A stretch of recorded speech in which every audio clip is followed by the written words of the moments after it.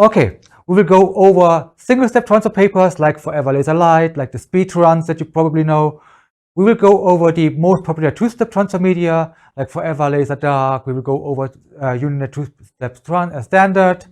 We will go over single-step transfer media to elevate your colors, for example, the FlexSoft or the Uninet Presto. We will go over heat presses, like tips and tricks on the heat press, what you can do. We have like a lower budget heat press. This over here is like an Insta, like a top range model. We will go over color vibrancy, tracking, what else? How to get a softer touch. And yeah, that's about it so far. I plan to do about 90 minutes. Let's see if I can stick to the time frame. So first topic for today, just see how if they're still coming in. Okay, there's some people in the waiting room. Let me just let them in. Hey, by the way, if anyone has any questions, feel free to post them in the chat, and I will interrupt Chris at an opportune moment and get him to answer those questions for us. Yeah, perfect. So I can focus on the press. Joe Dovi is focusing on the chat, and then we can go. So there's a big reason why we all recommend swing away heat presses, like one like this one over here. So this here swings to the side with full access to the platen, and if you close it down, all four corners close at the same moment. And if all four corners close at the same moment, you get even pressure all over. Also, the heating elements are a little bit higher quality, so you have more consistent temperature. So that what is shown on display is typically what's also working inside the press.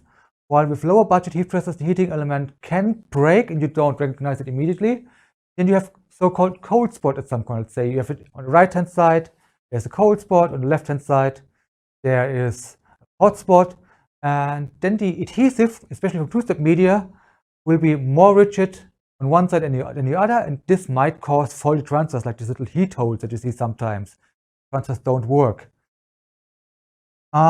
Also on clamshell heat presses, when they are open all the time, like this, the heat is on the upper platen. This is the heating element. On the lower platen, this is just rubber. And on the rubber, there is no heat. And if it stands open all the time, the lower platen cools down. So what you have to do all the time is preheat, then put your transfer down, then press. The swing away heat press, because it does hover all the time over the lower platen, if I touch this, this is already warm without actually the need to press it for every transfer. There are a couple of tricks to make a subpar heat press, like a clamshell heat press, work if you can't afford swing away heat press at the moment. But I would always recommend to invest in a swing away heat press down the road. I will go to these tricks a little bit later on. Typically, most swing away models of the higher classes do have a pressure indicator. So it shows you a number from 1 to 9 or from 1 to 10, depending on the press, which you probably have seen if you're working with Stars Fusion, if you're working with a Unite DK20S. All these heat presses do show a number that indicate the amount of pressure executed while you're pressing it. Typically, these ranges go from 1 to 9. Let me just read the instructions together with you so you can get an idea what these numbers mean. Change the camera. So this here is the instruction sheet of Forever Laser Dark. Here in this table, we can read B paper to A foil. So this is the marrying process. We see the temperature, 300 degrees, 300 to 320. Like this is always a little bit of a range. You can see the time frame, 90 to 120 seconds. Also, this is a range that you have to figure out. And 2 to 3 bar. 2 to 3 bar does not mean 2 to 3 on your heat press. 2 to 3 bar actually mean that it's a medium pressure. If you look over into the written text, change it up for you so you can see it again. If you look in the written text, it says over here 2 to 3 bar, 30 to 40 psi, like if you have automated heat press compressor, and this equals medium pressure. Medium pressure, if you look it up over here, is about 4 to 6 on the standard heat presses. 1 to 3 is a light pressure, 4 to 6 is a medium pressure, and 7 to 9, and we're talking about heavy pressure. So this is when you have heat press, probably a swing away with a pressure indicator. This heat press over here does not have a pressure indicator. So how do we know that we're using the right pressure? Any ideas? Let me hear in the chat. You just go by feel, or how do you do that?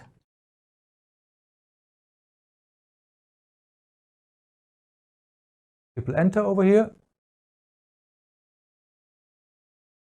So the way you can measure pressure is pretty much with a parchment paper or with a $10 bill, whatever is available to you. Change the camera so you have a better view. Bird's eye. So I basically open my heat press. I lower my pressure over here. So this should be a very light pressure. Let me just close it down to give it a feel. Yes, this is very low pressure. A way to figure out if it's very low pressure, because sometimes the heat press is a bit higher up, sometimes it's a bit lower, and then it feels different. But a good way to figure out if the pressure is correct is by putting some parchment paper in here, about 1/3 to the middle, about this, and then just take 2 fingers, like over here, and pull it. If I can move it and can pull it out, this is too low pressure. So what I want to do is I want to increase my pressure. Wait, not the tallest guy, as you probably can see.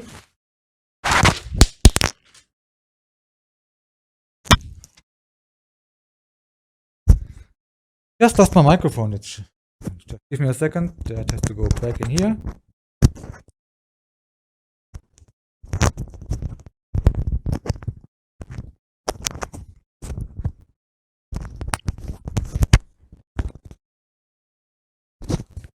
So we should be good to go.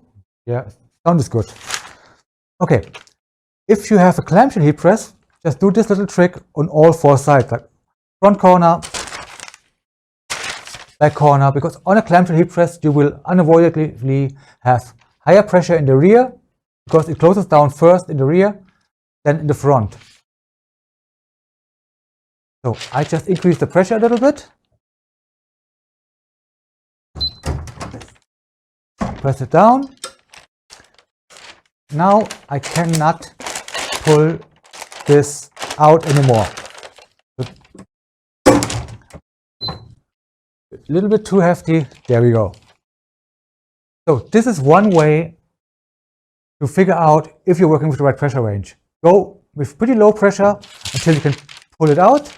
Then about 1 to 2 rotations, close it down again. See if you can then pull out your parchment paper. If you can't pull it out anymore, then you're working about in the middle pressure range. If you have a pressure indicator, just stay with 4 to 6. Or if you have a pneumatic heat press that shows you the very exact pressure, like the fancy ones with compressors, like compressed air, then you basically just go off the instructions, 30 to 40 psi, that's an indicator, and then you're good to go. But for everybody that works with a manual heat press, which I believe is the majority of us, this little parchment trick can help you figuring out the right pressure.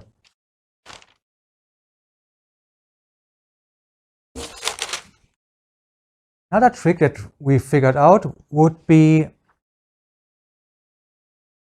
especially if you have a lower budget press, sometimes the rubbers used on the presses are not high quality. Sometimes they have a little bit sort of debris left over, or the adhesive that is used to fix them to the lower platen is not evenly spread, and then you have indifferent pressure. What you can do to fix it, or at least to help out in case you do have a lower budget heat press, is using such a silicone rubber pad.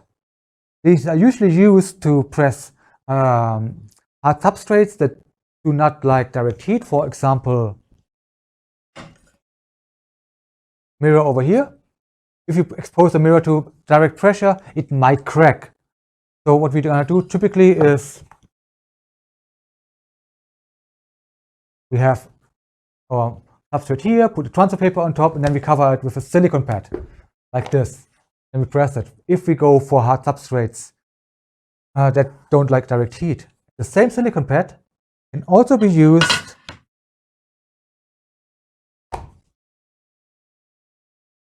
to help out if your press has uneven pressure.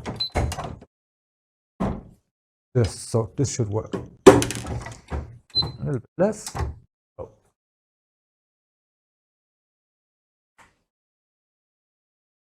Especially if you have a lower budget heat press, this little silicone pad can eventually or can potentially help you getting more consistent and better pressing results. They're relatively inexpensive. They're like, so what are they, like $50 at Uninet? Something like this? Yeah, it's just around $50 for the silicone pad. So we typically use it like for hard substrates like mirrors or metal plates, items that don't like direct heat, and they are always handy to have. So I always have one with me, especially if I have a lower class heat press. I try to use them with the silicone pad, and I get better results even on lower budget heat presses. So it's worth a try if you're struggling with your heat press and you can't afford a newer one.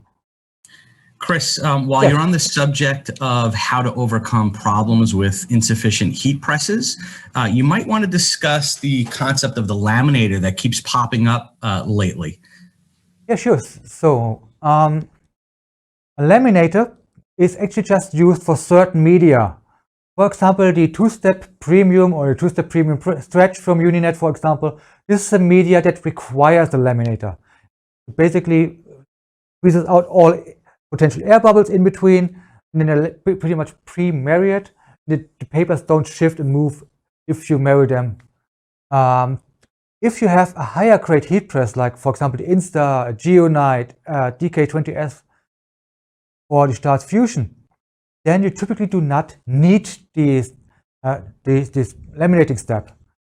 If you have a laminator at home and you have better success with pressing, then sure, this can help, but it's not required for most media, and it's actually not required if you have a higher quality heat press. It's basically just something that helps you to overcome pressing issues in case you have them. But it's additional work, it takes additional time.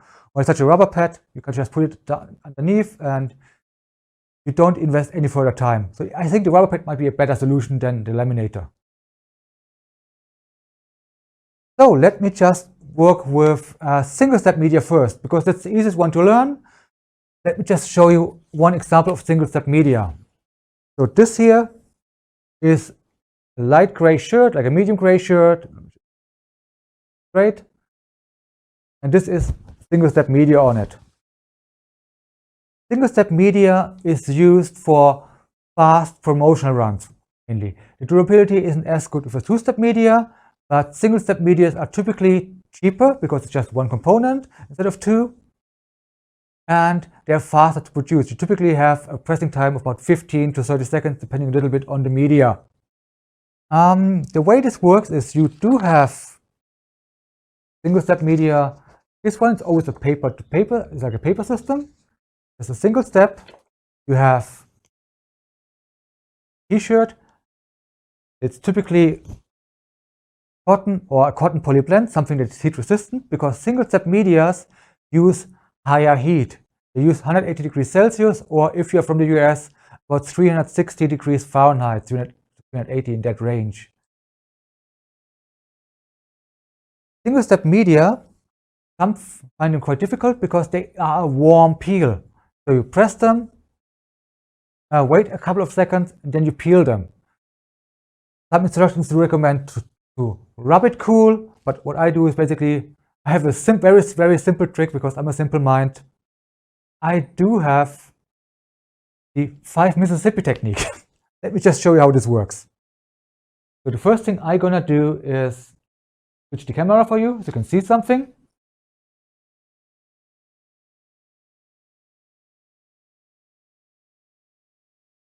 T-shirt down here. I'm now at 180 degrees Celsius.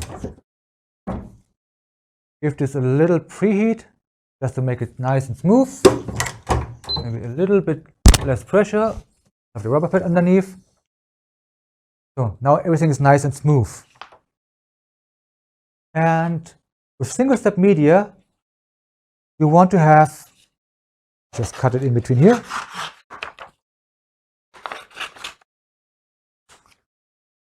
want to have a warm peel, not a hot peel, not a cold peel. Cutting the image into 3 parts so you can see what happens if you peel too hot and too cold. I think this is the easiest way to understand it.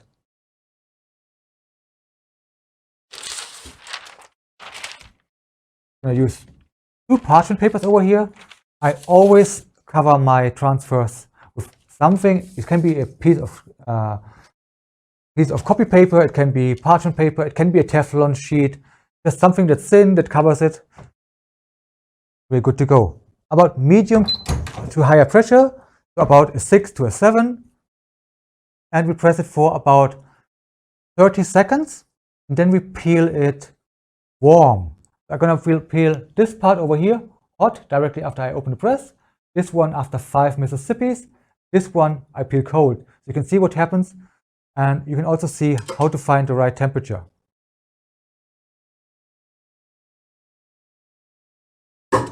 Good to go. We're going to open this up and we'll peel this part immediately. So I peel this actually too hot so you can see what happens then.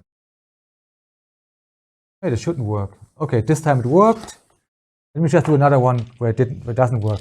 Typically, I do work with 5 Mississippi. So 1 Mississippi, 2 Mississippi, 3 Mississippi, 4 Mississippi, 5 Mississippi. This shouldn't work, but it did. So I'm a little bit disappointed that it worked.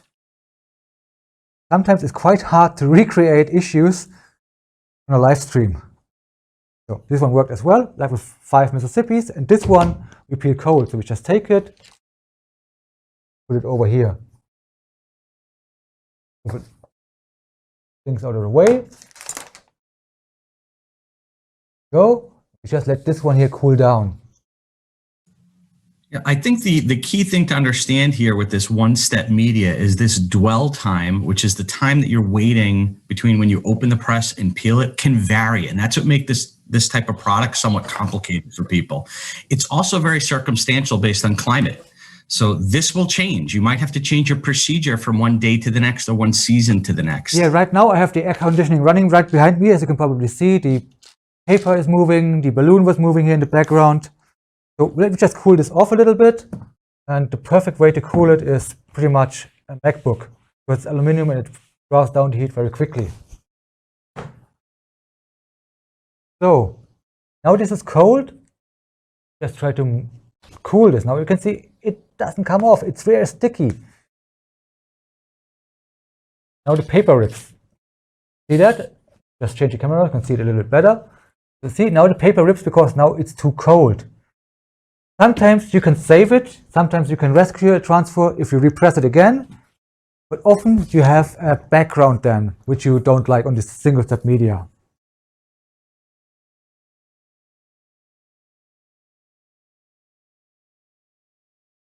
So let me just give this a short repress. Let's try if we can save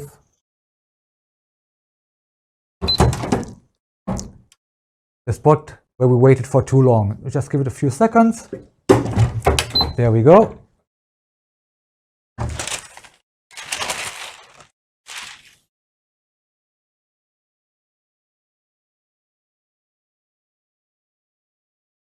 And there we go, we saved it. But we have a little bit of a background. You can't see it on the camera, it's too faint, but you might see it, for example, on a gray shirt or on a darker colored shirt. You can actually use this single-step media also onto darker substrates. Like this bag over here, this is single-step media. The only thing we did here, we bumped up the white toner to get a better coverage.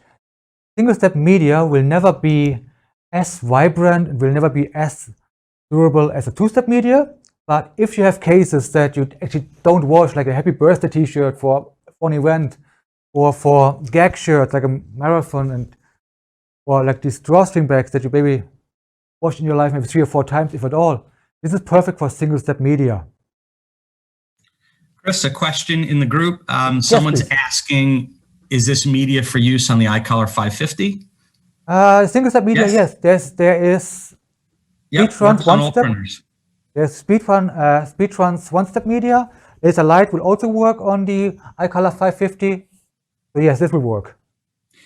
One other thing to point out, Chris, you mentioned that the use of a RIP is important because you can change the white layer. It's particularly important when using a one-step media. Remember, if you're using just the default Oki driver, you're locked in at 300% white. You cannot go beyond that. So for a one-step media, it could be challenging to go on a dark substrate.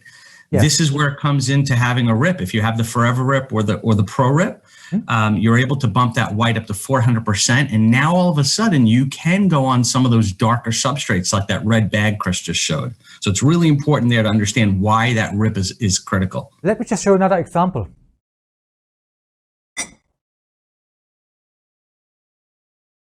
Let's see if the camera can show this a little better. So we have two mugs over here. On a mug, you don't have a B paper that will boost your color. So we just rely on white toner. See if the mug can catch this. Let's see if I can same spot. Go up.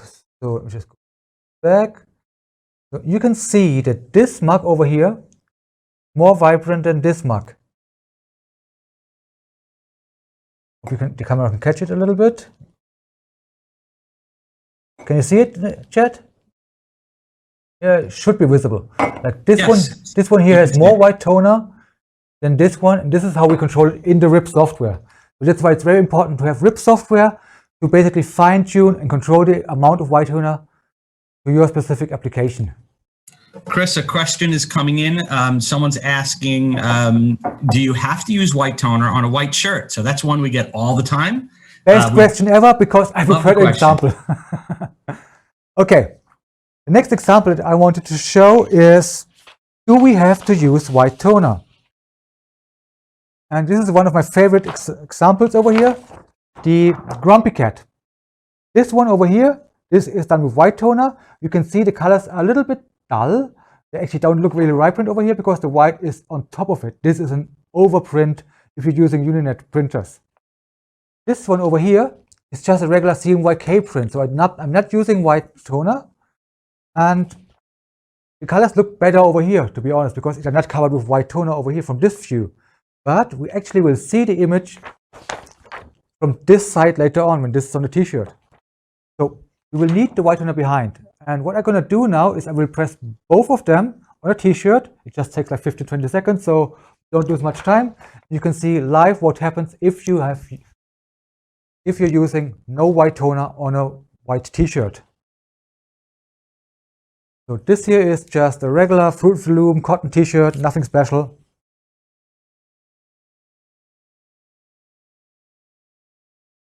Putting this on the press. A few seconds. And we're going to use the more vibrant, the CMYK print first.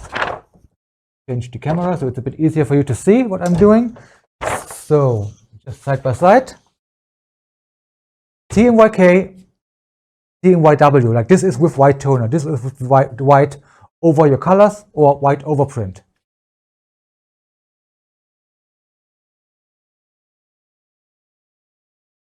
A question came in, where do you adjust the white coverage? So it's done in two different places in step 4 on transfer RIP. And on Pro RIP, you go into the color adjust slider and just slide that as high as 400. Yes, if you don't have a RIP, for example, if you work with the printer driver from Oki directly without printing out of a RIP, you will either have too much white or too less white or no white. It's basically like a light switch. You can turn it on and off and that's it.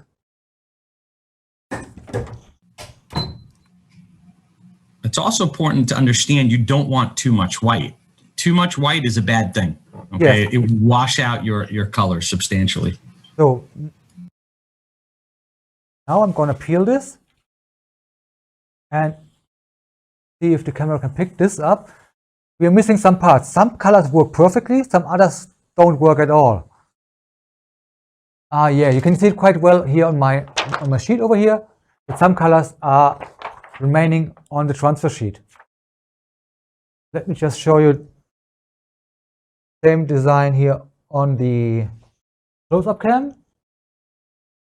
Great, so it looks orderly. So over here we can see that a lot of colors are pretty much interrupted or broken and didn't transfer properly. While other colors, like for example the black text over here, that worked just fine. Also here, this color worked better than this orange color over here. And this is all because white toner was missing. So now what does white toner do? Now we will get a little bit technical. There's maybe some information that you have to keep in your head, in the back of your head, but it's nothing you're gonna need for your practical day-to-day life when you work with the printers. What white toner does, it basically fills up, like it puts white on, preferably on the weaker or on the brighter colors. What are brighter colors? Typically pastel tones, brighter skin tones, sky blues, all these colors. The OK printer driver basically prints less white or less color, because we only have 4 cartridges, and all colors will be created out of CMY and K if you have a CMYK printer, or CMY if you just have a white toner printer. So now I'm going to use the other sheet with the white toner. Change the camera, I can see it a little bit better what I'm doing over here. Let me cover this up again.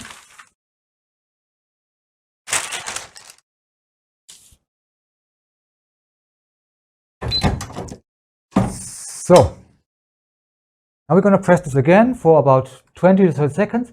And what I actually like about Once the Papers is it's super easy to do once you figured out that you always have to put on white toner and that you have to peel it warm, not too hot, not too cold. And the timing by itself is not so important. Like if you do 20 seconds or if you do 30 seconds, this will not break the transfer on single step medias. So what we're going to do now is basically just 1 Mississippi, 2 Mississippi, 3 Mississippi, 4 Mississippi, like 12 time. My air conditioning is just blowing onto the transfer right now, so I just try to block it. So that's where the air conditioner is. There we are. But we can see already that my transfer sheet is super clean. Everything transfers.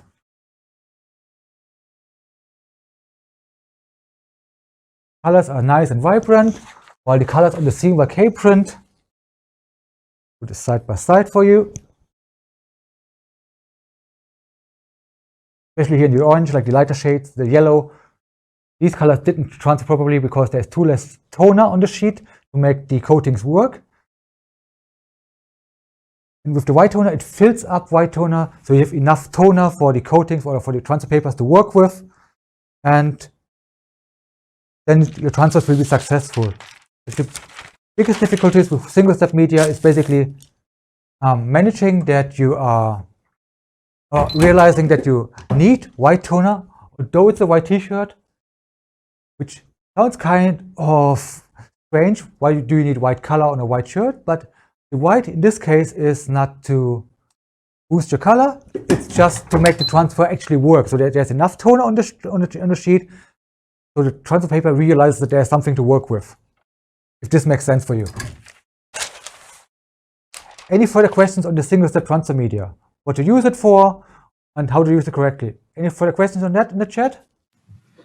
No more questions. Oh, someone just asked if that's 300% white. It's whatever the default is. It's likely 150 or 200. This is 150, yes. Yeah. Transfer 150 is the default. Basically just enough white toner to make it work, but not too much to wash out your colors or basically to waste toner. Remember, the RIP's job is to use the absolute minimum amount of white for a proper transfer. It has nothing to do with the color. Its point is to pile that toner up high enough so that you have a complete transfer. And even when there's no white at all in your design, no white, you still need to use the white toner all the time. Let me just show you one transfer from the back so you can see how it works.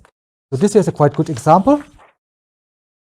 Okay, let me just figure out what's the best way to show it to you. I think the bird's eye can. Yes. So this is the front view. We can see lots of different colors over here. Okay, just the camera, the glare, the light glare. Yeah, so this should be better. We can see here are lots of different colors. On the front side, we can see a little white text down here. If I turn this to this other side, we can see that these colors here are filled up with white toner, but there is no white toner here. If it turns around, all the darker colors, like the dark reds, the darker purple, there's no white behind. But if I look at the green or the yellow, there's white behind yellow, there's white behind green. Let's see if I can get this a little bit better on this camera. So, this is our image. Yeah, this is way better. Camera, it's much easier. We can see over here that there is no white actually in the image itself, except for this little piece down here. But as soon as we flip it to the back, we can see that there is a lot of white here. There is a lot of white in the lighter blues. As soon as the colors get really dark, there is no white anymore because it's not needed. Especially on a two-step transfer paper, the opacity, like the vibrancy on the shirt, will come from the B sheet, not from the white toner. Does it make sense so far? If there are no more questions in regards of single-step transfer media, we're going to turn the temperature a little bit down. We're going to use two-step media. The pressure is good so far, a little bit more. There we go. Chris, can we check if we have anyone in the waiting room? Some people in the group are saying they're waiting. Let me see. Here, so you can see it a little bit better. There's one more in the waiting room. Nikki.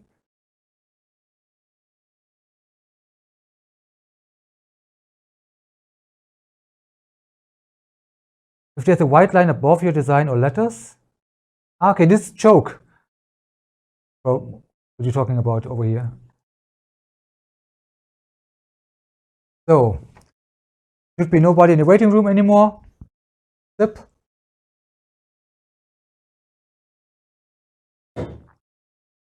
So now let's work with two-step transfer media. These can be a little bit more complicated.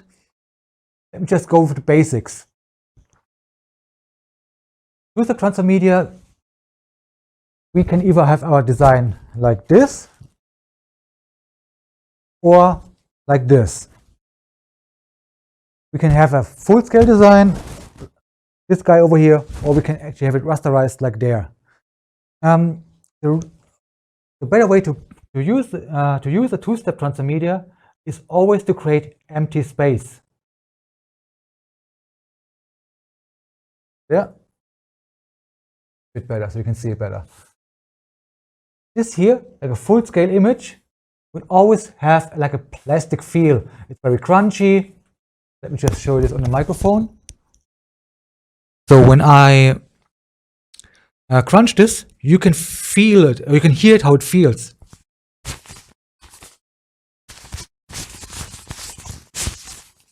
This has this typical plastic feel that some people complain in the group. And this here, this image over there, this is the same image, just rasterized. Let's go a little bit closer so we can actually see it. Close-up can. We have rasterization lines in here. Let me just zoom this in for you. And move it a little bit closer, so there we can see it. And with these fine lines, we can stretch it.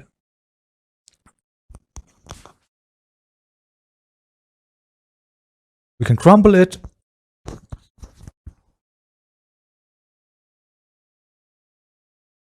Crumble it, we can stretch it, and it will last much longer. It will actually, in my opinion, it will look better because it doesn't reflect so much light. That's why I always recommend to rasterize larger images. So what is now a larger image? Typical rule of thumb, 3 fingers.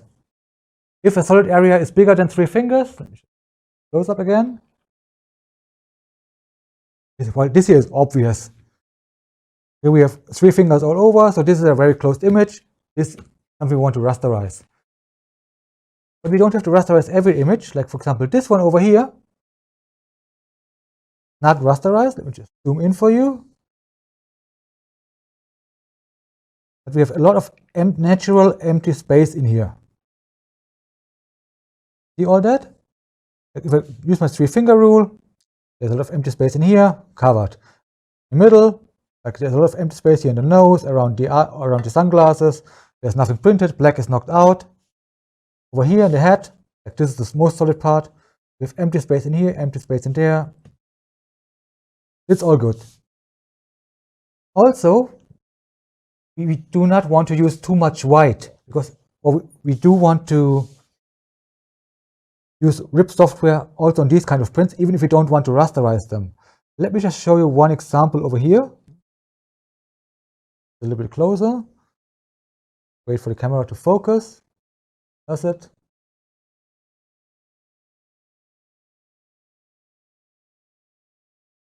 Oh, it's better. You can see around the OK text here, faint white outline, correct? Can you see it, chat? Yep, we could see it. A little bit better over here in the palm leaves as well. See if the camera can pick this up.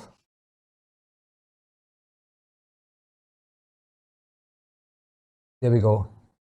A couple of white outlines over here, white fillings. This is done because we can't probably manage the white toner without RIP software. Over here is the same printout. Again, no rasterization. But here we do not have any white outline. Same goes here in the leaf, the palm tree over there. See if the camera focuses. Finger to focus.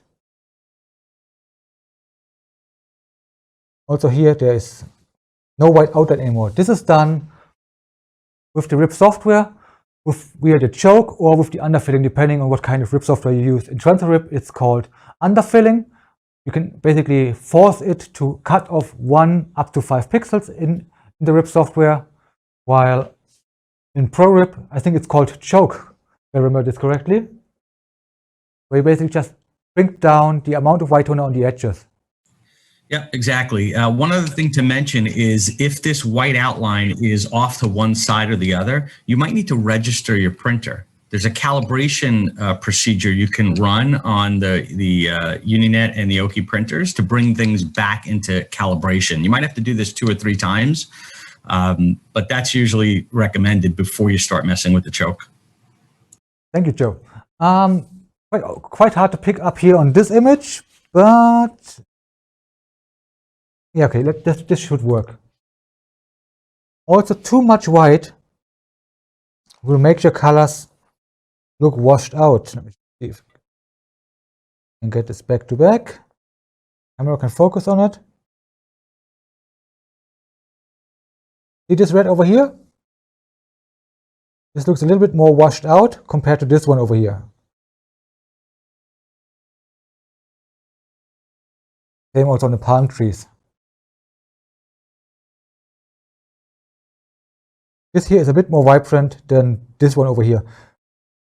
This is because this is printed directly out of the printer driver, the first one with the outlines, while the other one is printed through transfer RIP software, where we basically just control the amount of white placed behind the color.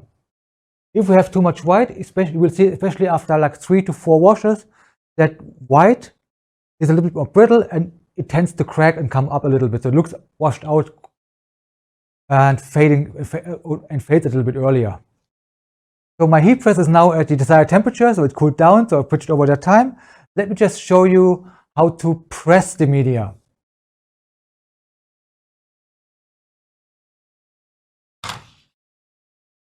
I have here 2 designs. Basically, it's the same design, but here this one. Here I do have what I call training wheels, like these little lines out here, and this one is without. So I place my transfer here on my transfer press. Let's just use the Uninet 2-step standard over here. Place my B paper on top. What I always do is just cover it with something.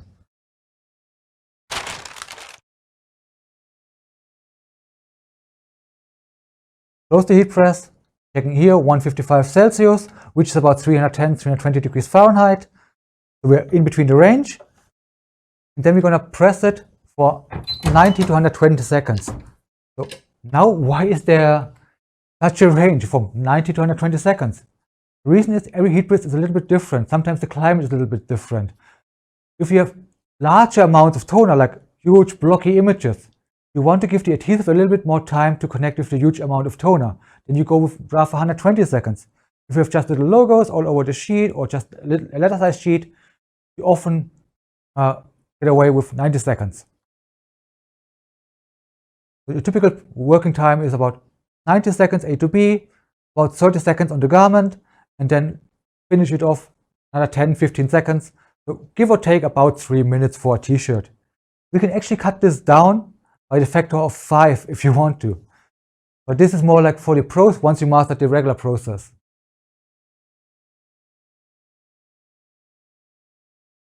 Two more people in that joined a little bit later.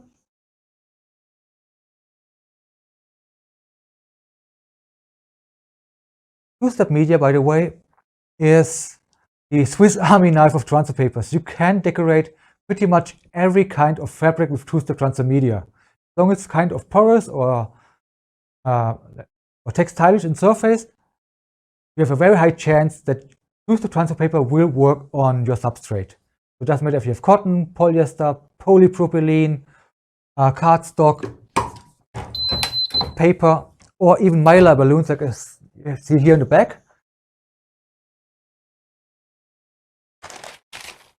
You always want to press two-step transfer media for you guys when it's hot.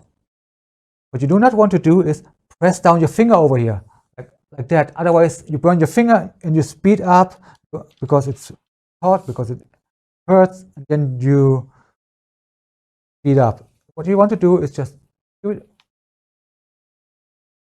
quite a slow, consistent peel. You don't want to rush it, you don't want to lift it up. Let me show you what happens if you lift it up. So I'm going to lift it up because my arm is too short, I'm a short guy. Now the air underneath cools down the adhesive. But it still works. Just give me a second, it shouldn't work. Now there we go, now I can see from here the adhesive, how it solidifies, and at a certain point really quite suddenly it will stop working. Then you have transfer that doesn't work. So this is something you want to avoid. You do not want to lift it up.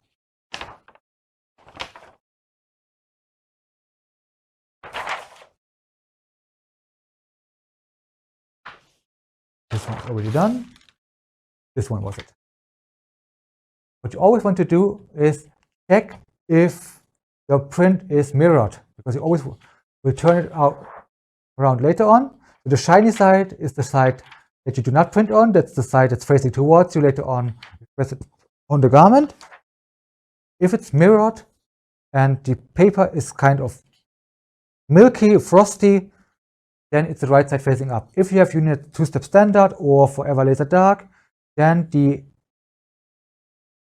transfer sheet will actually have a certain coating that you can scratch off. Show this in a close-up. Oh.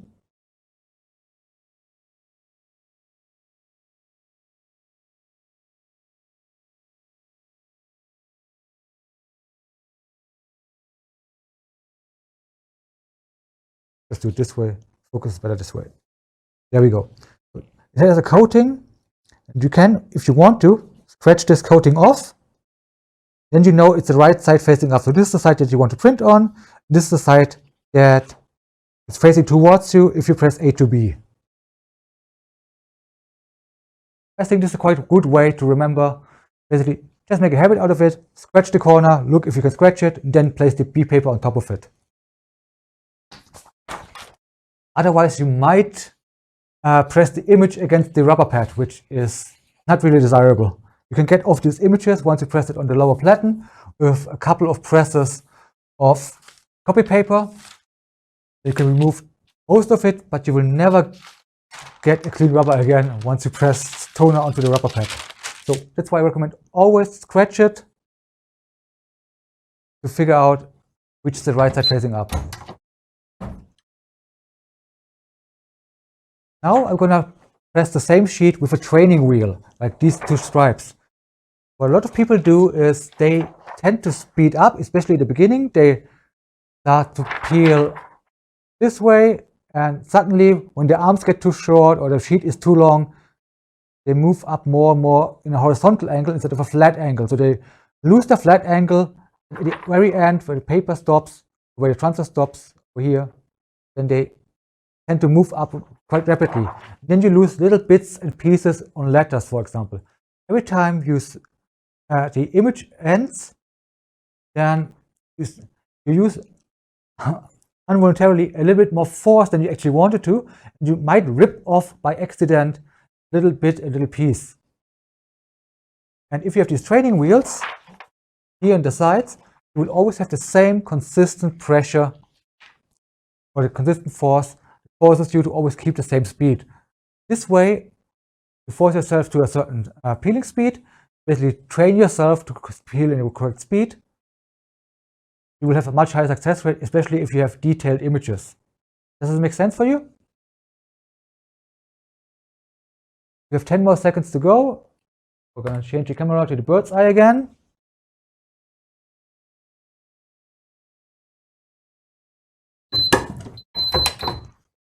There we go.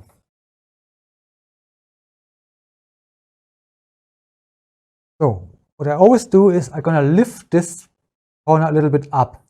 What you also can do is use rubber gloves, or you can use heat tape to create a lever so you don't have to touch it, and hold this here in the air. The other sheet, the other hand, is on a flat angle, just hovering over it. When my arm gets too short, I use my left arm to pull it towards me, just keeping the same angle. You can see, keep it always on the lower platen. It's just the last little bit basically peels off by itself. Super simple, super clean. Let me just show you this over here. See, there's no bit, no piece left on the B sheet, nothing ripped off, and everything transferred cleanly to this sheet.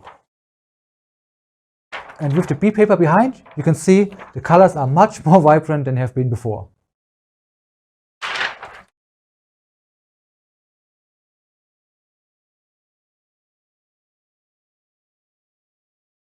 So what's next? Papers. Oh yeah, soft hand. Basically, rasterization is a very good way to create a softer hand. Basically, you do not create a solid layer because toner is always like microgranulated plastic, if you want to see it this way. If you press it and bake it together on the shirt, you will create more or less let's just say a plastic bag. Like you have the adhesive, you have the toner layer, and both together is something you could feel on your shirt. And this layer is typically not really flexible. It's always a little bit rigid.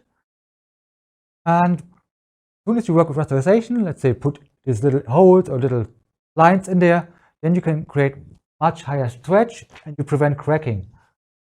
Just show you this example over here. This here is like a polyester garment. Polyester is typically more stretchy than a cotton garment. This here is more or less solid number one. If I use my finger test, see, finger test, the number one is smaller than 3 fingers, so that's good to go. I have empty space in between here. If I stretch this,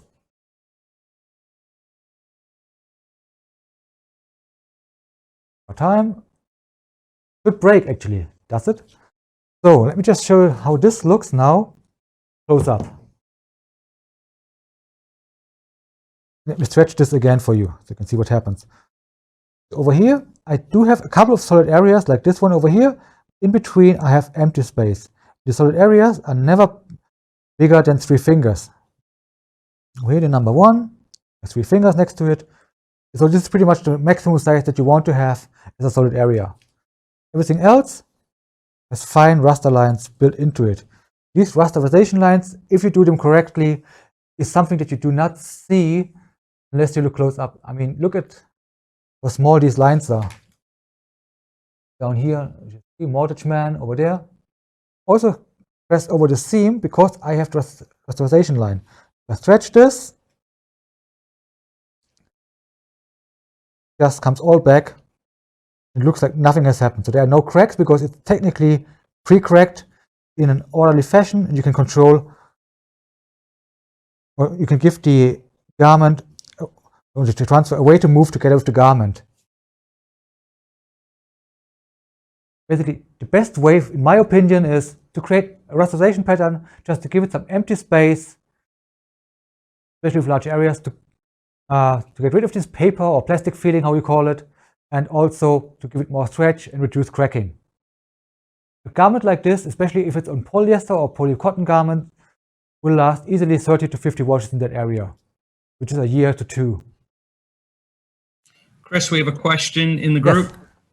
Okay, so first question is, there are a lot of people using a laminator for the pre-marrying. Do you feel it's best to do that for all transfers? We touched on this earlier, but I'll let you answer again.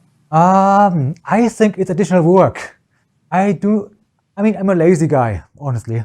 And I want to keep my process as simple as possible. I rather work with a high quality heat press, and I save this laminating process. It takes me always like a couple of seconds to up to a minute, depending on how fast your laminator is. And then just have it all done by the press. Laminating can work if you have a low budget heat press, but I would rather use either the rubber pad technique or the rotation technique. So the rotation technique that's coming up to my mind. Do that as well. But the laminator is just an extra step, so it costs time. You have to buy it, and it takes space. We all know we don't have enough space in our workspace. Like over here, I do have this kind of space over here. It's probably bigger than most of you guys have, and I don't think it's enough. I can cram this all up, and yeah, I don't like laminating the laminator as a general suggestion. My point on this, and keep in mind, we developed this process with the laminator for use with the premium and the stretch medias and the tattoo medias. It's just that premium series that requires it. It is absolutely not necessarily, and in fact, not recommended for any other paper. That is not to say it can't help your process. It can, but it's only covering up another issue, an insufficient heat press or just a poor process. It's the only time a laminator will help your process otherwise. It is definitely not required or recommended. Yeah, and especially like when we do our production testing over here at Forever, we do not use a laminator. This is simply not in our process. And maybe the laminator does something that will actually break the transfer if it would otherwise have worked. So my recommendation is basically work with a higher class heat press, and then try to make it work on a heat press, because if you get this process to work, you save so much time later on. Yeah, another question was the media that you're using. What is it? They wanted to know if it's two-step standard. Yes, that's correct. It's yes, two-step standard was the last two, and Forever paper was the other design with the, where was it? This here was the Forever media, the Forever laser light over here. This is the Forever laser light that I used. This here was Forever laser dark. The other one with the beach is two-step standard. This one over here. Another question is, do you recommend lines for rasterization over holes? In my opinion, yes, definitely. For two reasons. Lines are easier, especially if you're a beginner with rasterization. And also, lines give you more stretch. There are reasons for holes, but let me close my heat press, otherwise it gets cold. There are reasons for holes.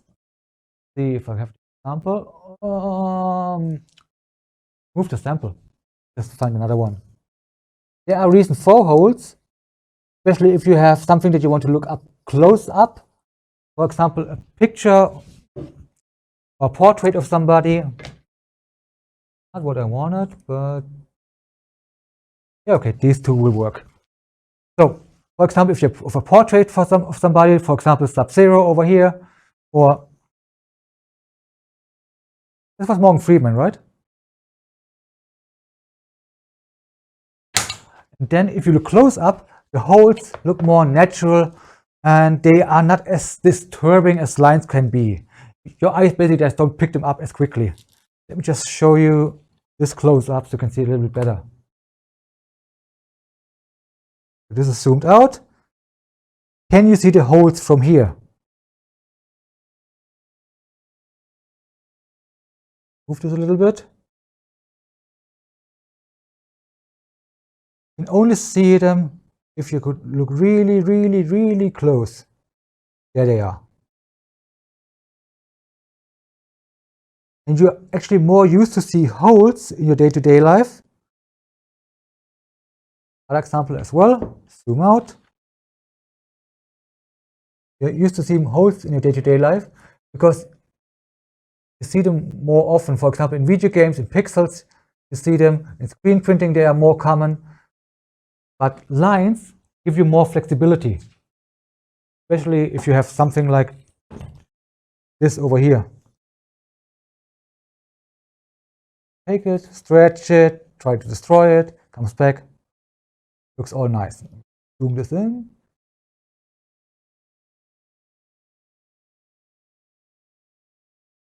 I mean, you can see the lines, you can see them obviously, but from a regular viewing distance, like from a COVID-safe distance, you will never see lines or you will never see holes. Now, actually just use the holes for certain images that I will look more close up. Like if you have something like this picture on the wall of my uncle Sub-Zero, wall and just this distance, then you usually stand this close to the image. If it's a t-shirt, you never get so close to a t-shirt except you're the t-shirt printer. Then I recommend, this over here. In this case, I recommend lines, like always lines. Typically, you stretch your garment only in a certain way. Typically, this direction. Chris, someone is asking what the hole size was on the Morgan Freeman shirt. This was transfer rip. Let's see. Typically, I write down my own settings in my notebook over here. If you don't know what it is, it's basically a notebook with beginner's tips. And typically, I do have my own settings for pretty much everything. Put my settings down here. Not every design has the same settings. The Morgan Freeman was definitely Euclidean. It was 30 to 32 LPI with a higher shadow tolerance, like a shadow tolerance of 150, I would say. I didn't print this design particularly. It was a colleague of mine. It was Daniel, one of our graphic designers. But he typically uses a shadow tolerance of 150 to 170 in that range, and hole size 30 to 32. That's what he's using most of the time. Chris, another question came in. Tim is asking, how do you essentially do selective rasterization? One shirt you showed something where the letters were not rasterized, but the image was. Yes, okay. Depends on what rip you're using. Transfer rip basically always forces you to raster the complete image, besides raster for dark media or raster for bright media. That's quite complicated. We probably should do a dedicated transfer rip session later on if you'd like to. I wanted to keep this to pressing only, but there are certain raster settings that allow you to not raster, for example, white or light colored areas on a garment, but it will raster darker areas a bit stronger. One more people in the that wants to enter. Let me just. Yeah, and in fact, in ProRip, it's done a little differently. There are other ways to do the ProRip, you basically work with transparencies. The higher the transparency is, the more it is rasterized and so on. But we should do, there are videos that explain this. I can recommend them later on and put them in the chat or in the group. And if you like to, we can do this at some later point. We can do a transfer session if you like to. For this class, I would like to keep it on pressing related things. That's okay with you. Another thing that you can do if you don't like rasterization at all, if you don't get along with it, maybe use a media with a little bit softer adhesive. For example, the Select media. This one over here is Select Ultrabright. And you can see over here, this is rather solid. There is pretty much no empty space in here. Show you this from the close-up cam. Only empty space that I have in this image is this little part over here where I kicked out the color. That's that. This is super solid. 3 fingers, 4 fingers, 5 fingers, more than that. 7 fingers wide. Select media is a little bit more difficult to work with, I would say, compared to the Unit Standard or to the Forever Laser Dark. So if you are a beginner, I would always recommend to start with Forever Laser Dark, then venture out to all the other different medias once you learn the process. Let me just put this on a t-shirt for you so you can see how flexible this media is when it's a solid area.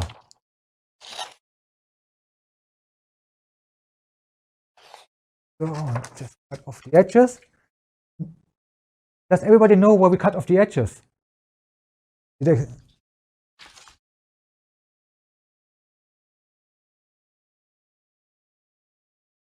So we cut off the edges because sometimes wherever the adhesive sheet ends, it oozes out or squeezes out a little line of white adhesive that might end up on our shirt.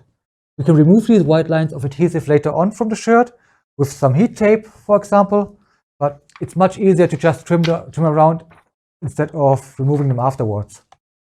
So let me just bird's eye cam so you can see what I'm doing. Here's my transfer. It's just a cotton t-shirt. Little pre-press. I pre-press majorly just to get it nice and flat.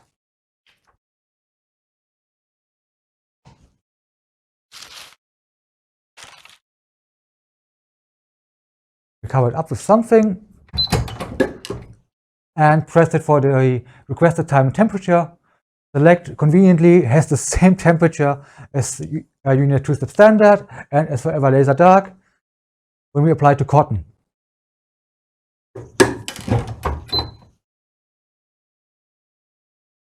The cold peel, so we just move it to the side, that to the side as well.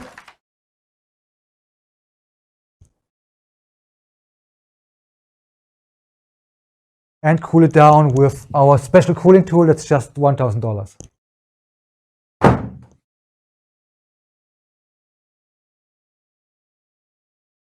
By the way, on this MacBook, I run ProRib and I run TransferRib. You can't run your RIP software on a Mac natively, but you can run it with Windows emulating software like Boot Camp or like Parallels.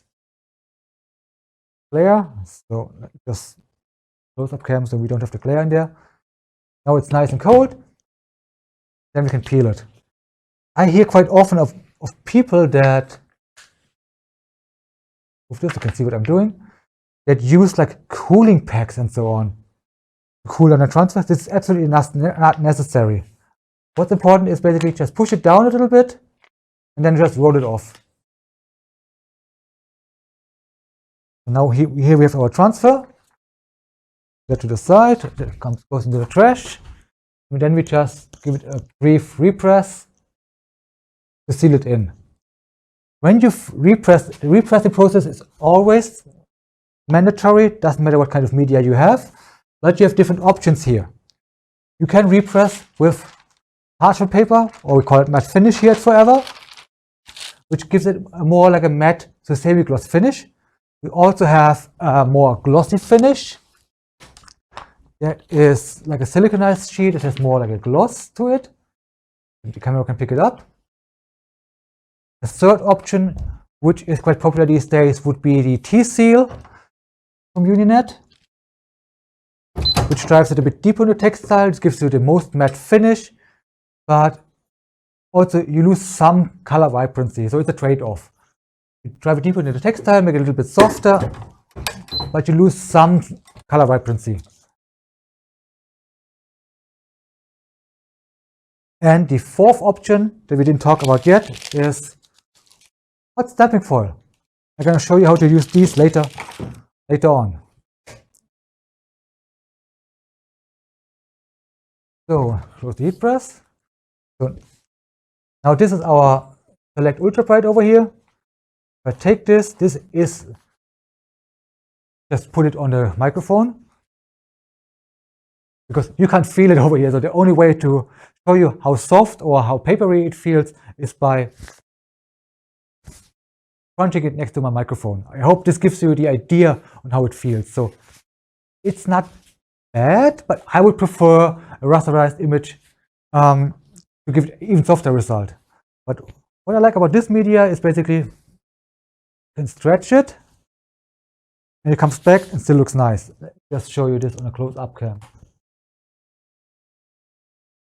So you just saw I stretched it like an idiot. Let's just do it again. It will crack, definitely. Let me just zoom a little bit closer. So it will create cracks. You can see it over here. But as soon as it comes back, you almost don't see anything. I mean, I can see a little bit because I know where it is, like over here in this area. But that's like cherry picking over here. But this might be quite interesting for you if you don't like rasterization at all and you got your A to B process down. Like if you can't do forever let it dark, or if you can't do the unit standard, this might be trickier for you.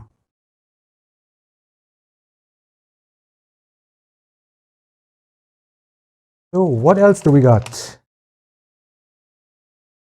Cracking can be prevented by rasterization. Softer hand also depends on finishing that you do. Like the deeper you drive it in, the softer it gets. So the softest finish would probably be this T-seal, but it also reduces the color vibrancy a little bit. Another thing that we want to do is, a question that came up is, how do I get the best colors? Or I don't like how the colors look like on my media. What can I do? So color vibrancy depends on a couple of factors, so it's not just the one answer. It's a couple of different answers depending on what is going on. There are different two-step medias, and the different two-step medias have different vibrancies. For example, the Select has the lowest vibrancy, so it's actually not really recommended for dark t-shirts. So rather for the olive one that I just had over there, that would be maybe a case for Select, like a white or medium color t-shirt. The two-step standard works on light, dark, gray, blue, whatever, gives you the same color vibrancy. And if you want to have a better color vibrancy than that, you can actually use like the premium papers, which are a bit higher in cost, but can give you this higher color vibrancy if you have certain jobs for that. So basically see the papers always as a tool for your certain jobs. Typically the standard is like a Swiss Army knife that you can use for everything. Let me just put where did I put the transfers? There they are. Put the standard on a t-shirt so you can see how it looks like on a dark shirt. Typically, I like it. It's pretty much vibrant enough for 99% of all cases. I also trim off the training wheels, like my blue lines over there. The blue lines are about 8 millimeters thick, which is about as thick as my pinky finger. Just to give you an idea. About that thick. So it's not rocket science. Just put a line in there, makes it easier for you to peel in a consistent speed. It's all it does. What we also can do is we can show you how to remove white lines. Have you seen that trick before?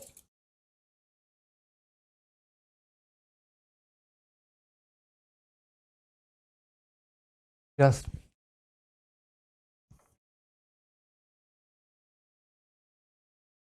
put a t-shirt on there, just a regular cotton tee.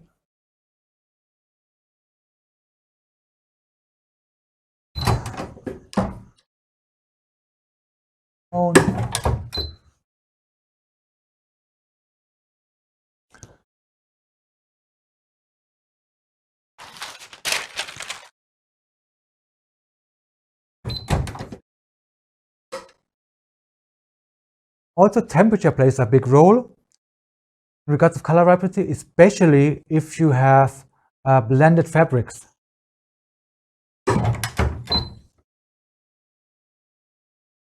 I'm pressing this just for a short time. For example, this here is jersey that is 50% cotton, 50% polyester. Right now, our temperature is at 310 degrees Fahrenheit or 155 Celsius. And let me just move the sheet out of the way. Let's just press an image onto it for too high temperature. If you look into the instructions, there is one chart that gives you different temperatures for different substrates. here. This one here is for Forever Laser Dark. Here you can see cotton 150 to 160 degrees Celsius or 300 to 320 degrees Fahrenheit in that range. For polyester or for blend fabrics, it's recommended to go down to 248 to 266, about 250 degrees Fahrenheit. So what would happen if we don't pay attention to the label on the garment? We press on a blend fabric or on a polyester fabric with a too high temperature. And for that, I have prepared one example. These ones are already pre-married, so we save some time. We have here some colors here, like a camouflage over there, red, navy blue, and white text. Let me just throw this on there. Here I put my scissors. There they are.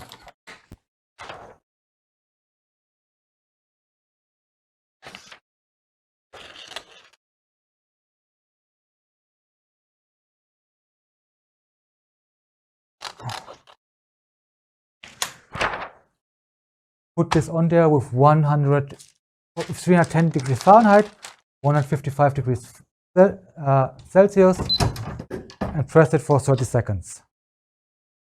Then we press the same transfer a little bit below or a little bit to the side. You can see what happens if we do it with the correct temperature. Who of you has issues with peeling garments? Like peeling the sheet from the shirt?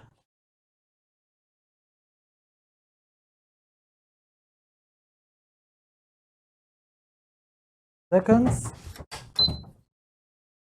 This down.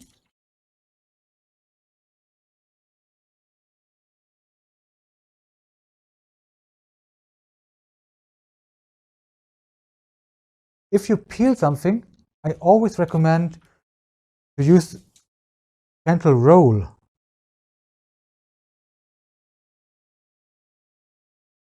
Always do is just take a corner, push it down with some force, then roll it off like this.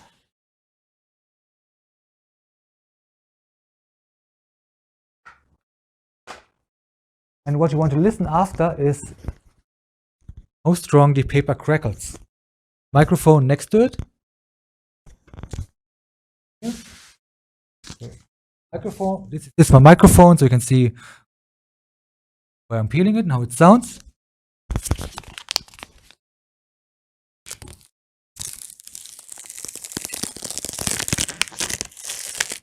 So this is just a gentle crackle. If I just pull it like straight from the shirt,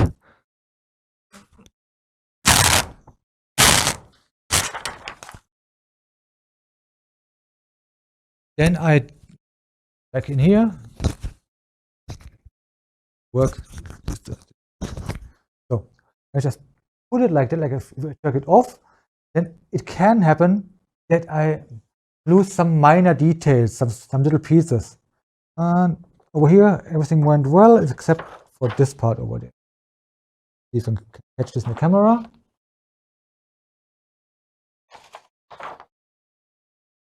You see this part over here? Focus. Fingers are sharp. Okay. Sometimes you lose little dots, especially like the dot of an eye or something, when you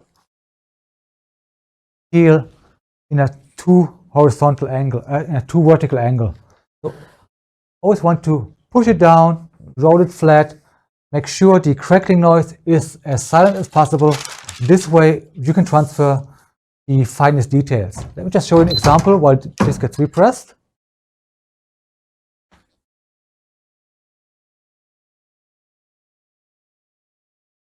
So over here you can see there's a neck label. Let me just show you how fine this is. Move the camera a little bit.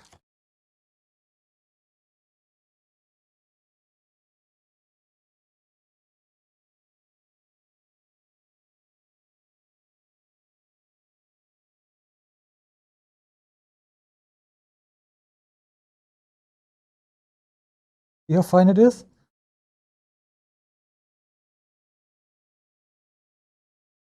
This should be size 8, Tura size 8. You can read everything, everything's nice and clean, no cracks, no letters lost.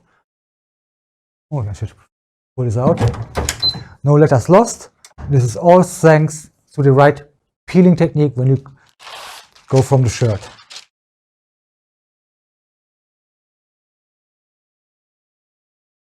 This one over here, great. This one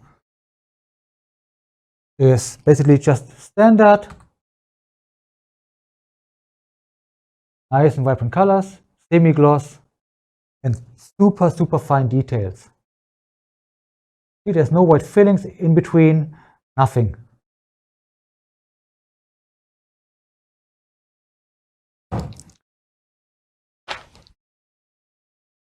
So let me just peel this one off real quick.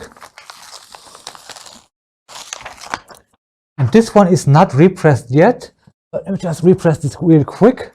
Then we're going to show you the same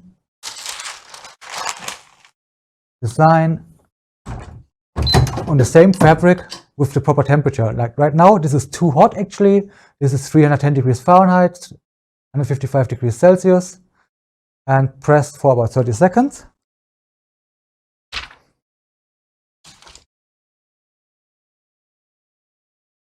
So what, 15 to 30 seconds repress, so in that area.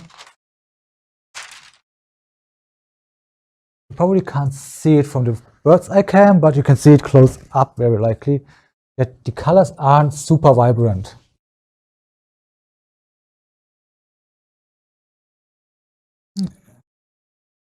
This,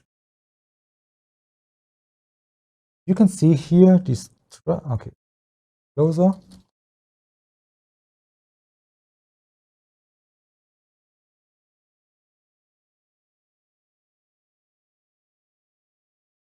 It doesn't want to focus on that. You can kind of see how the garment color comes through a little bit. Also here on that skull, you can see how the black from the garment comes through. Can you see that? Let me just do the same thing with the proper temperature of 130 degrees Celsius or 250 degrees Fahrenheit, just to prevent dye migration. We're just going to go down with the temperature. This can take a little while. What we're going to do is basically just wait it out, and I'm going to show you something else.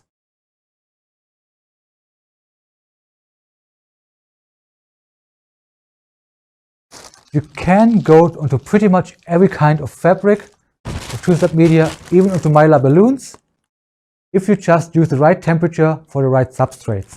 This here is done with 88 degrees Celsius, which is, I don't have that temperature in my mind, should be about 190 Fahrenheit.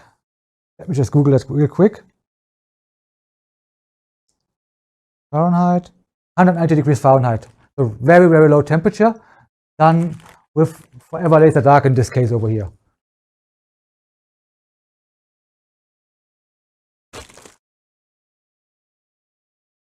Heat press is still cooling down. Let me open this so it cools down a bit quicker. This here is done with a media that's not designed for rasterization. And if you have a media that is not really designed for rasterization or for fine details in mind, this is something that you see quite often. Goes up, these kind of white fillings.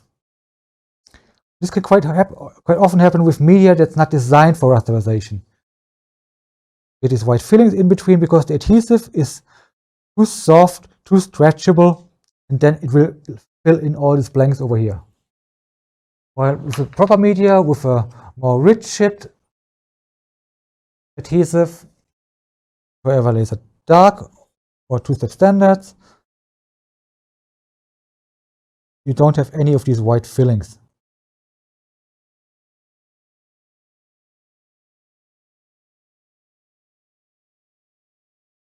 So we can focus. There we are. But this here is filled all over. So media choice also plays a role in how fine the details are that you can do. This is not even unit media, this is just something that I had to test, and I didn't like it at all. So,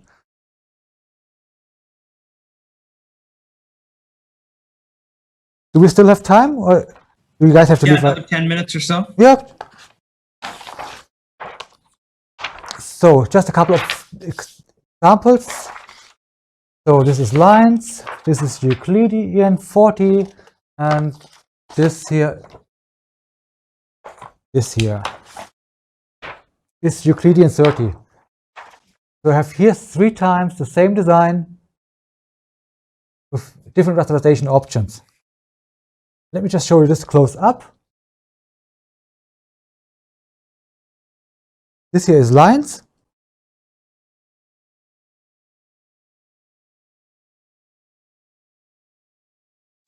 And if you peel lines, you always peel in the direction of the lines. There is basically almost no chance for the adhesive to fill these little gaps.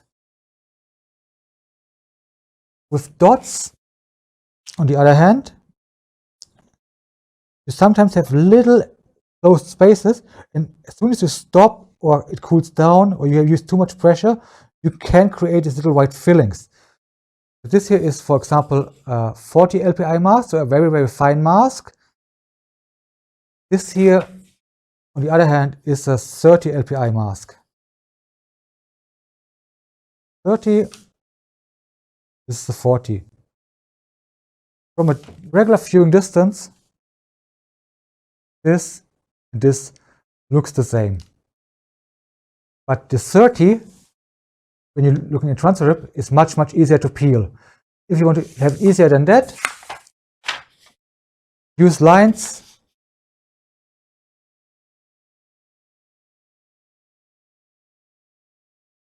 Use the lines, because then you have just have one direction to peel, and you basically use all the potential cloggings just away with you, because you have just one path to go. While with the holes, you always have a little bit of closed space in between. They can clog up. So if you have issues with fillings, try a media that is designed for rasterization, like Forever Laser Dark. 2-step standard is also quite good if you do rasterization. And choose lines over dots, because that's easier. And also try to work with a little bit more open space. Don't make it too fine, especially if you're new with rasterization. Once you have the technique down and you can peel it, then of course go ahead, use Euclidean, use rounds, use dots, make them as fine as you can, because then the image quality becomes a little bit better. So you can do these Morgan Freeman's over here, but even this here is about 32, so this is not even that fine. 137. Let me just show you media combination real quick, because what you can do, especially if you're unhappy with colors or you want to produce colors that you can't produce, is combine media together. So this red over here, not this red over here, this is Flexsoft. Flexsoft is a pre-colored media. It comes in 21 different colors, and the colors are more vibrant than whatever your printer can achieve. Same goes over here. Obviously, this is silver combined with 2-step transfer media, like Forever Laser Dark in this case.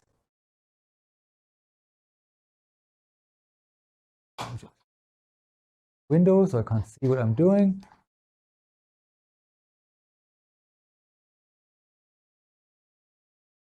If you want to combine media,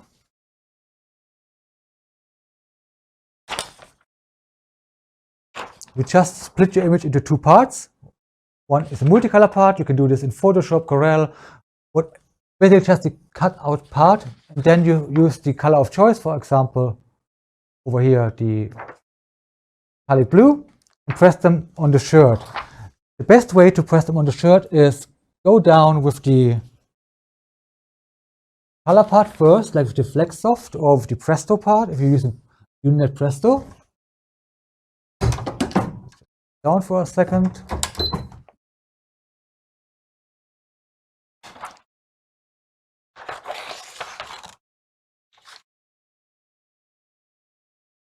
Cutting this off. This is already pre-married, so we do save the time. Because I don't want to keep you for too long. You have better things to do than just watching me talking about transfer paper, especially on a Friday. It's weekend. Press this down here.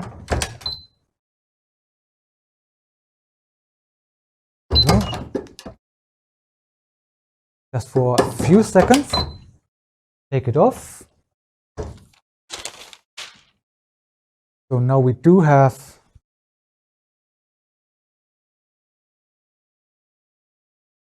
camera cable in our way, but that should work. The first part down on the shirt. In the meantime, we just trim off the other part. And because it's a transparent media, it's super easy to line it up later on.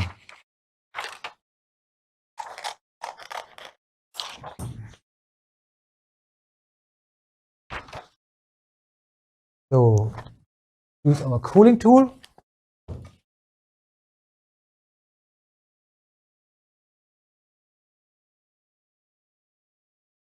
And peel it off nice and clean.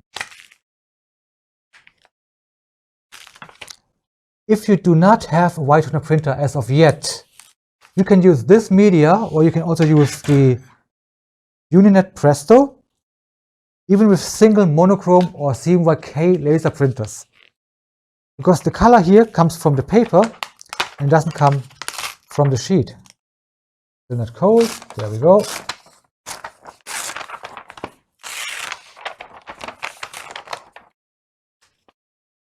Part needs a little bit. There we go. So now we do have that, or like the outline around here. It just gives us a really brief repress. Just a second to seal it in. We don't have to do it for too long because we will press it a second time, then it will get a repress anyway. And then we take our CAD multicolored part and put this on top. Yeah. Super easy to align because we are working here with a transparent sheet. Yeah, that does look good. Press this on top. Chris, when you make that second press, does the outline from the transfer paper create any indentation in the first layer? If you use too much pressure, it will. Over here, see if you can see it a little bit, but only if you know where it is. Let me just show it later on. So this got repressed. Just need to wait until this is cold. Don't have to wait. We just use our sophisticated cooling tool.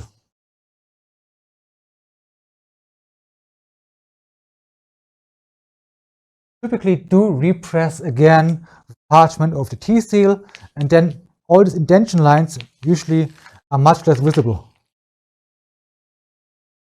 Peel this off, just like that.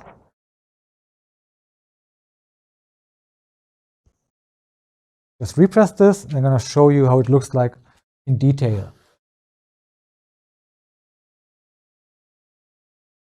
Repress this, we use a little bit more pressure. That.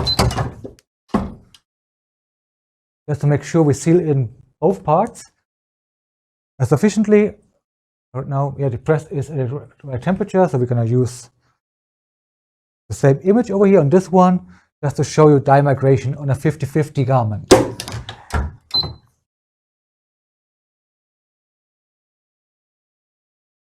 Lower because here.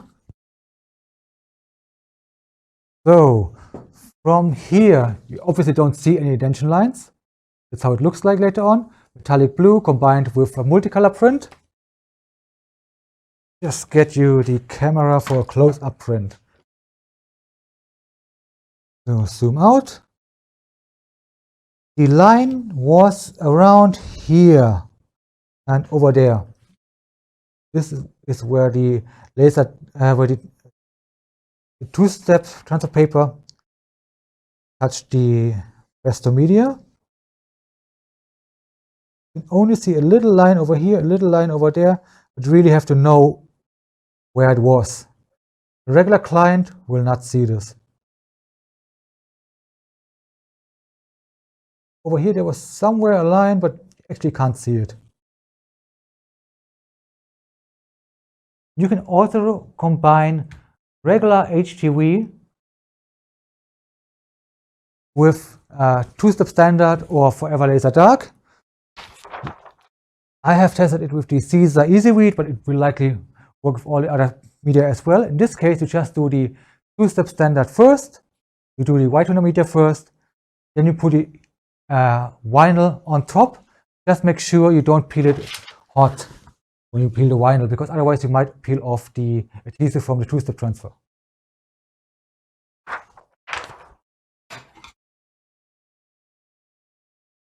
I've seen some pretty interesting shirts, especially from Caesar, in one of the shows, where they combined a white toner print together with their what's that, sparkle glitter vinyl. Like they have 3 or 4 different kinds of.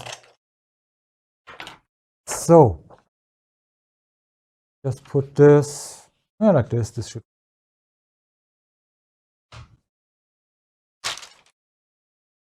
Transfer sheets over here to parchment papers.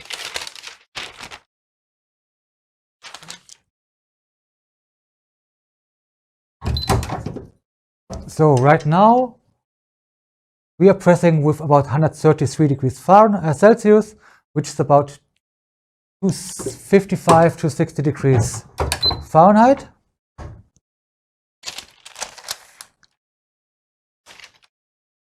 And you hopefully can see already that this part here with the lower temperature is much more vibrant than the part that we pressed with the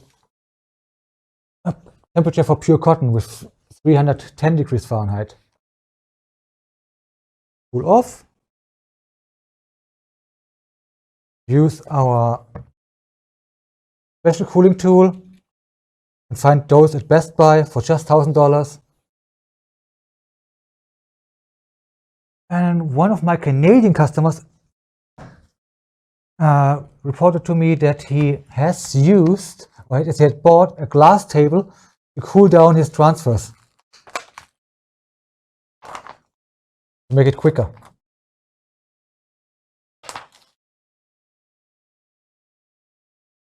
So just repress this so it's a fair comparison. But I can already see from my end that this part is more vibrant than the part with the wrong temperature. So repress real quick. Just like 10 seconds. Hopefully the camera can catch up how much more vibrant the press attempt with 130 degrees Celsius, 255 degrees Fahrenheit is compared to the 300 degrees, 210 degrees Fahrenheit press. So actually this should work over here. Joe, can you recognize which one is more vibrant? The arm of the Not from here. The bottom? Yeah, the bottom one, this is the same media. This is obviously the same design. The red is more vibrant, the white is much brighter, especially here. Let me just the other camera so we can hopefully catch this. See, this part over here looks almost gray, but this here is nice and vibrant white. This here has dye migration. We have here a polycotton blend, 50-50, and because we used a too high temperature over here, a little bit of the black dye that's used to dye the fabric came up, and if we stay under a certain temperature, in this case around 260-250 degrees Fahrenheit, our colors become much more vibrant. See how the red looks over here and how it looks over there. You can see here that the black is coming through, sort of. Over here, it's nice and vibrant. So here, the greens and the sand tones are much more vibrant than over here.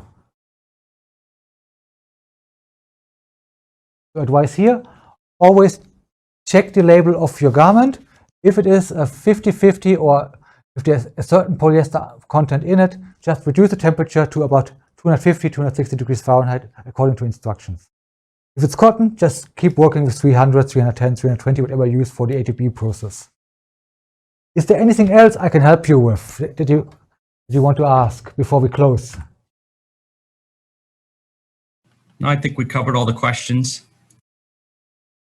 Great. As a little thank you for spending time with me, spending time with Joe, we have a little promo code for you, because apparently you guys like training like this, and we give you a 10% discount code for all training items on Uninet iColor.